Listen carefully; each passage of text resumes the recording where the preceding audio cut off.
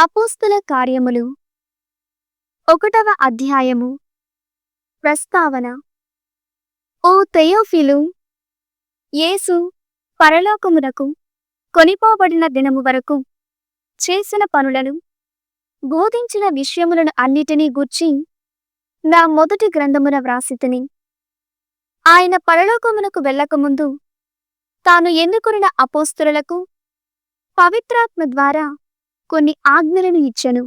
యేసు మరణించిన పిదప 40 దినముల పాటు తాను స్వయముగా వారికి కనిపించుచు తాను సజీవుడనని వారికి పలు విధముల రుజువుపరచుకొనెను. దేవుని రాజ్యమును గూర్చి వారికి బోధించెను. ఆయన వారితో ఉన్నప్పుడు వారికి ఇట్లు ఆజ్ఞాపించెను: మీరు యెరూషలేమును విడిచి వెళ్ళక, నేను మీకు తెలియపరచినట్టి నా తండ్రి చేసిన వాగ్దానము కొరకు వేచి ఉండుడు. ఏలయనా యోహాను నీటితో బాప్తిస్మమును ఇచ్చెను, కాని కొన్ని రోజులలో మీరు పవిత్రాత్మ చేత జ్ఞానస్నానమును పొందుదురు. యేసు పరలోకమునకు కొనిపోబడుట. అపోస్తలులు యేసుతో ఉన్నప్పుడు, ప్రభు, ఇప్పుడు మీరు ఇశ్రాయేలునకు రాజ్యమును పునరుద్ధరించెదరా అని అడుగగా, యేసు వారితో, కాలములను సమయములను నా తండ్రి తన అధికారమున ఉంచుకొని ఉన్నాడు. వాటిని గూర్చి తెలుసుకొనుట మీ పని కాదు. అయినను పవిత్రాత్మ మీపైకి వచ్చినప్పుడు మీరు శక్తిని పొందుదురు. కనుక మీరు యెరూషలేములోను యూదయ సమరయ సీమలయందు అంతటను భూదిగంతముల వరకు నాకు సాక్షులై ఉండెదరు అనెను. ఈ మాటలు పలికిన పిదప వారు చూచుచుండగా ఆయన పరలోకమునకు కొనిపోబడెను. అప్పుడు వారి కనులకు కనబడకుండా ఒక మేఘము ఆయనను కమ్మివేశెను.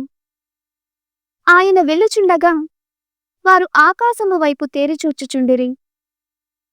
అప్పుడు తెల్లని దుస్తులను ధరించిన 2 మనుష్యులు వారి యొద్ద నిలిచి, గలిలయులారా, మీరు ఎందుకు ఇంకనూ ఇక్కడ నిలిచి ఆకాశము వైపు చూచుచున్నారు?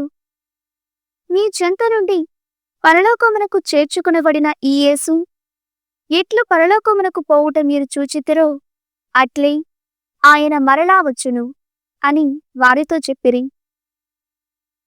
యూదా స్థానమునకు ఎన్నిక. అప్పుడు అపోస్తలులు ఒలీవ కొండ నుండి యెరూషలేమునకు తిరిగి వెళ్ళిరి.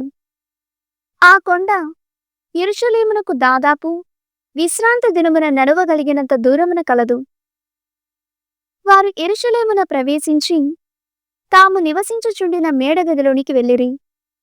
వారు ఎవరనగా, పేతురు, యోహాను, యాకోబు, ఆంద్రెయ, ఫిలిప్పు, తోమా, బర్తొలొమయి, మత్తయి, అల్ఫయి కుమారుడు యాకోబు, మతాభిమాని సీమోను, యాకోబు కుమారుడు యూదా అనువారు. వీరందరూ, వీరితో పాటు కొందరు స్త్రీలు, యేసు తల్లియగు మరియమ్మయు ఆయన సోదరులను ఒకచోట చేరి ఎడతెగక ప్రార్థన చేయుచుండిరి. ఆ రోజులలో రమారమి 120 మంది సహోదరులు ఒకచోట సమావేశమైరి. అప్పుడు పేతురు లేచి ఇట్లనెను: సోదరులారా, యేసును పట్టుకునిన వారికి దారి చూపిన యూదాను గూర్చి పవిత్రాత్మ దావీదు నోటి ద్వారా పలికిన పరిశుద్ధ గ్రంథ ప్రవచనము నెరవేరవలసి ఉండెను. అతడు మనలో ఒకడయుండి ఈ పరిచర్యయందు పాలు పంచుకొనెను. యూదా ఇస్కారియోతు గురుద్రోహము వలన సంపాదించిన డబ్బుతో ఒక పొలమును కొనెను. అతడు తలక్రిందుగా పడగా పొట్ట పగిలి లోపల ఉన్న ప్రేగులనియు బయటపడెను. ఈ విషయము యెరూషలేములో నివసించు వారందరకు తెలిసెను. కనుక ఆ పొలమును వారి మాతృభాషలో అకెల్దమా అని పిలువబడెను. దానికి రక్తభూమి అని అర్థము. పేతురు ఇంకనూ వారితో, ఏలయనా, అతని ఇల్లు నిర్జనమగునుగాక, దానిలో ఎవడును నివసింపకుండునుగాక, వేరొకడు అతని పదవిని తీసుకొనుగాక అని కీర్తనల గ్రంథములో వ్రాయబడి ఉన్నది. కాబట్టి మన ప్రభువైన యేసు పునరుద్ధానముని గూర్చి సాక్షిగా ఉండుటకు మనతో మరి ఒకడు చేరవలసి ఉన్నది. ఆ చేరవలసిన వాడు యోహాను బాప్తిస్మము ఇచ్చినది మొదలుకొని యేసు ప్రభువు పరలోకమునకు కొనిపోబడిన దినము వరకును ఆయన మన మధ్య సంచరించిన కాలమున మనతో ఉండిన వాడై ఉండవలయును అనెను. కావున వారు యూస్తు అను మారు పేరు గల బర్సబ్బా అనబడిన యోసేపు, మత్తయి అను ఇద్దరును ముందు నిలువబెట్టి ఇట్లు ప్రార్థించిరి. ఓ ప్రభువా, ఓ ప్రభువా, మీకు అందరి హృదయములు తెలియను. తన దారిన పోవుటకు యూదా వదిలిన ఈ పరిచర్యలోను అపోస్తలత్వములను పాలు పొందుటకు వీరిద్దరిలో ఎవరిని మీరు ఎన్నుకొంటిరో మాకు తెలియచేయుడు అని ప్రార్థించిన పిమ్మట వారిద్దరిలో ఒకరిని ఎన్నుకొనుటకు చీట్లు వేసిరి. అప్పుడు మత్తీయ ఎన్నిక అయ్యలే కనుక అతడు 11 గురు అపోస్తలులతో లెక్కింపబడెను. పౌలు రోమీయులకు వ్రాసిన లేఖ 1వ అధ్యాయము. యేసుక్రీస్తు సేవకుడును అపోస్తలుడుగా ఉండుటకు పిలువబడిన వాడును సువార్త నిమిత్తము ప్రత్యేకింపబడిన వాడును అయిన పౌలు రాయునది. తన కుమారుని గూర్చిన ఈ సువార్తను ముందుగా దేవుడు తన ప్రవక్తల ద్వారా పరిశుద్ధ లేఖనములందు వాగ్దానము చేసెను. మన ప్రభువైన యేసుక్రీస్తు మానవుడుగా దావీదు సంతతిలో జన్మించెను. కాని ఆయన మృతులలో నుండి పునరుత్థానుడైనందున పవిత్రపరచు ఆత్మశక్తితో దేవుని కుమారుడుగా నియమింపబడెను. అన్ని జాతుల ప్రజలను ఆయన నామమున విశ్వాసమునకు విధేయులగునట్లు చేయుటకై దేవుడు నాకు ఆయన ద్వారా తన అనుగ్రహమును అపోస్తలత్వమును వసగెను. మీరును వారిలోని వారే. యేసుక్రీస్తు ప్రజలుగా ఉండుటకు దేవుడు మిమ్ము పిలిచెను. రోము నగరమందలి పరిశుద్ధులుగా ఉండుటకు పిలువబడిన దేవుని ప్రియులందరికీ శుభమును కోరుచు వ్రాయునది. మన తండ్రి దేవుని నుండి ప్రభువగు యేసుక్రీస్తు నుండి మీకు కృపయు సమాధానము కలుగునుగాక. కృతజ్ఞతాస్తుతి. మొదట మీ అందరి కొరకై యేసుక్రీస్తు ద్వారా నా దేవునకు కృతజ్ఞతలు చెప్పుకొందును. ఏలయన మీ విశ్వాసమును ప్రపంచము అంతయు పొగుడుచున్నది.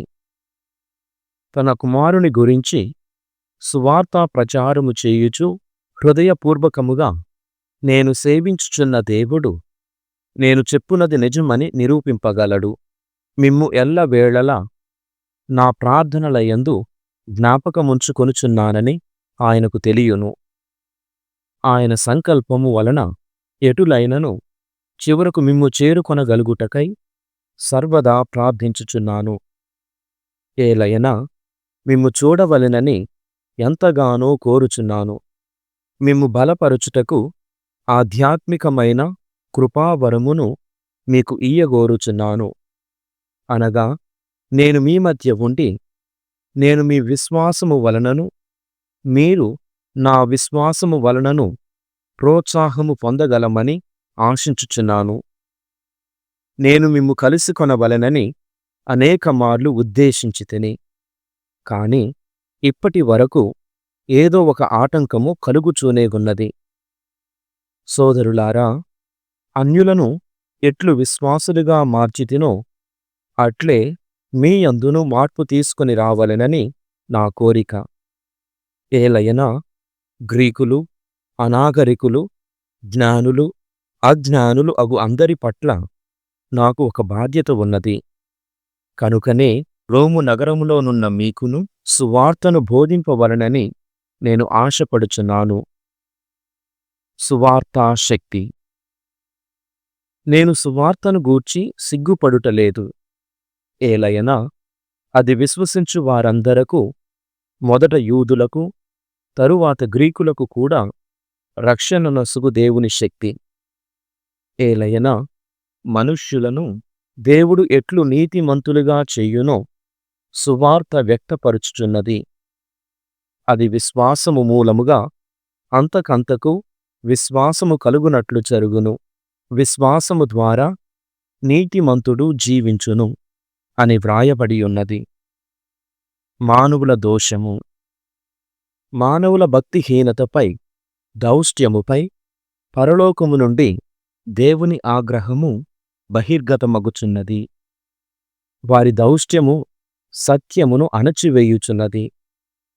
ఏలయనా దేవుని గూర్చి తెలుసుకొనగలిగినది వారికి తేట తెల్లమే. వాస్తవముగా దేవుడే వారికి దానిని ఎరుకపరచెను. దేవుడు ప్రపంచమును సృష్టించిన నాటి నుండి ఆయన యొక్క అగోచర గుణములు అనగా ఆయన శాశ్వత శక్తి, దైవత్వము సృష్టి వస్తుజాలములో స్పష్టముగా విశదమైనవి కనుక వారికి ఎట్టి సాకునూ లేదు. వారు దేవుని ఎరిగినప్పటికీ ఆయనకు ఇయ్యవలసిన గౌరవమును వారు ఇయ్యలేదు. ఆయనకు కృతజ్ఞతను చూపలేదు. అంతేకాక వారు తమ హేతువాదములందు వ్యర్థులైరే. వారి శూన్య బుద్ధులను చీకటి ఆవరించినది. తాము బుద్ధిమంతులం అని చెప్పుకొనుచు వారు బుద్ధిహీనులైరి. వారు అమరుడైన దేవుని మహిమను మరణముందు మనుష్యుని స్వరూపముగా, పక్షుల, జంతువుల, సర్పముల రూపములుగా మార్చిరి. కనుక దేవుడు వారిని వారి హృదయముల దురాశలకును వారి శరీరములను అగౌరవపరచు పరస్పర జుగుప్సాకర ప్రవర్తనలకును వదిలివేసెను. వారు దేవుని సత్యమునకు బదులు అసత్యమును అంగీకరించిరి. సృష్టికర్తకు బదులు సృష్టింపబడిన వస్తువును వారు పూజించి సేవించిరి. ఆయన సర్వదా స్తుతిపాత్రుడు. ఆమె. ఈ కారణము వలన దేవుడు వారిని తుచ్చ వ్యామోహముల పాలనర్చెను. వారి స్త్రీలు కూడా తమ లైంగిక కృత్యములను స్వభావ విరుద్ధములగు చేష్టల ద్వారా వక్రమునర్చిరి.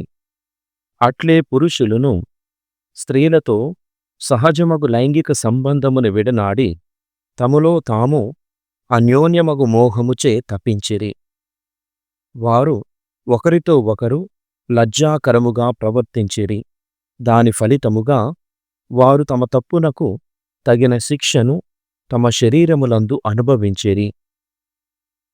దేవుని గూర్చిన సత్యమగు జ్ఞానమును వారు తమ మనస్సులలో ఉంచుకొనలేదు. కనుకనే చేయరాని పనులు చేయునట్లుగా దేవుడు వారిని భ్రష్ట మనస్సుకు అప్పగించెను. వారు సర్వ విధములగు దుష్టత్వముతోనూ, చెడుగుతోనూ, అత్యాశతోనూ, ద్వేషముతోనూ నిండియుండిరి. అసూయ, హత్య, కలహము, మోసము, దుర్గుణములతోనూ వారు నిండియుండిరి.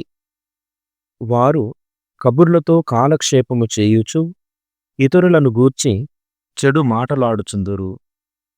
వారు దైవద్వేషులు, అహంకారులు, గర్వితులు, డాంబికులు, సదా దుష్ట మార్గములనే కనిపెట్టువారు, తల్లిదండ్రులకు అవిధేయులై ప్రవర్తించువారు, అవివేకులు, ఆడి తప్పువారు, పాషాణ హృదయులు, నిర్దయులు. ఇట్టి ప్రవర్తన కలవారికి చావే తగినదను దేవుని చట్టము వారికి తెలియను. అయినను వారు ఈ పనులను చేయుచూనే ఉందురు. వారు చేయుట మాత్రమే కాదు, అట్లు చేయు తదితరులను కూడా ఆమోదింతురు. సామెతల గ్రంథము 26వ అధ్యాయము. కపటాత్ముడు తన హృదయములోని ద్వేషమును ఇచ్చకపు మాటలతో కప్పివేయును. అట్టివాని మాటలు సొంపుగా ఉన్నను వానిని నమ్మకూడదు. అతడి ఎదలో దుష్టత్వము గూడు కట్టుకొనియుండును.